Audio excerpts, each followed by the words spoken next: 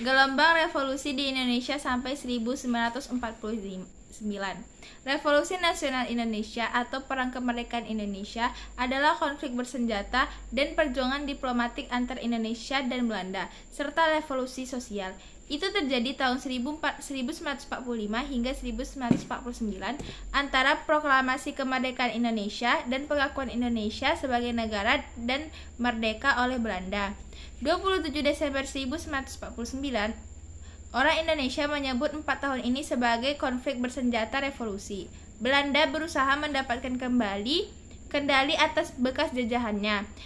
Ketika pasukan Belanda turun dan Van Mook tiba di Jakarta, Soekarno menyerukan penarikan mereka, penghapusan kembali administrasi sipil, dan pengakuan pemerintah Indonesia. Masa konfrontasi militer dan diplomatik dengan Belanda berlangsung hingga 2 November 1949.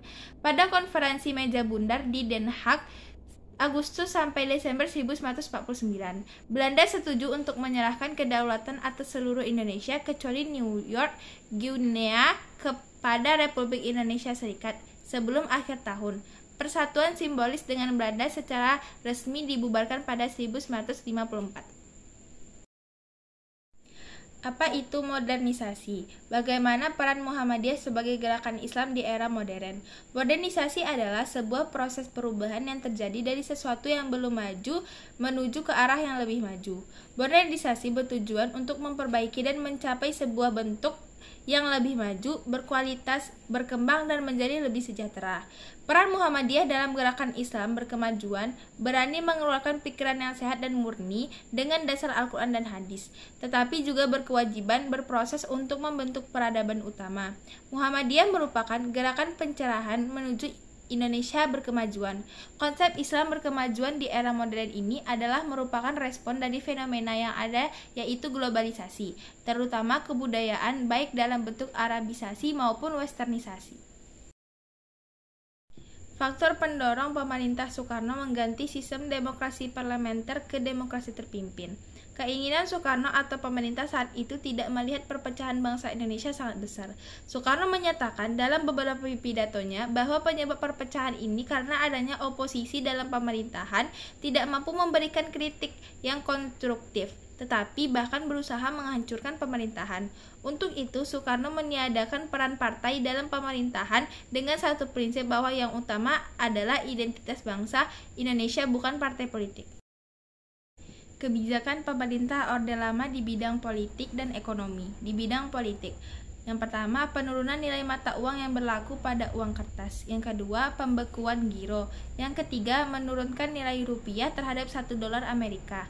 Yang keempat, penyederhanaan mata uang sesuai dengan Kepres RI nomor 27 tahun 1965, yakni terbitnya Rp1 seluruh jenis nilai uang seperti 10.000, 5.000, dan 1.000 tidak berlaku. Di bidang politik, gerakan 30 September dan dikeluarkannya Super Semar. Kebijakan pemerintah Orde Baru di bidang politik dan ekonomi. Di bidang politik, dibubarkannya Partai Komunis Indonesia, memperbaharui Kabinet Dwi Korah, mengembalikan peran dan kedudukan MPRS, pelaksanaan pemilihan umum yang lebih sederhana, dan Indonesia menjadi pelopor dalam pendirian ASEAN. Di bidang ekonomi, Repelita atau Rencana Pembangunan 5 tahun, Trilogi Pembangunan, pemulihan di bidang ekonomi mulai 1966 sampai 1973, pertumbuhan ekonomi dan intervensi pemerintah tahun 1975 sampai 1982, ekspor dan deregulasi sejak 1983 sampai 1996.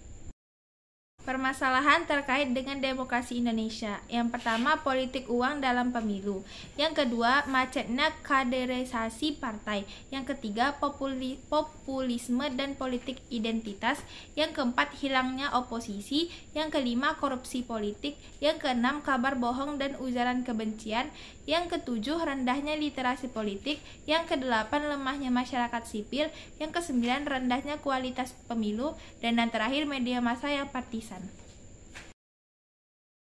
Proses demokrasi di Indonesia dari masa reformasi sampai saat ini dan perbaikan terkait bangsa saat ini. Yang pertama, mempertegas pembatasan kekuasaan presiden. Yang kedua, mempertegas ide pembatasan kekuasaan lembaga negara. Yang ketiga, ketetapan MPR RI nomor 11 MPR 1998 tentang penyelenggaraan negara yang bebas dari KKN, menghapus keberadaan lembaga negara tertentu.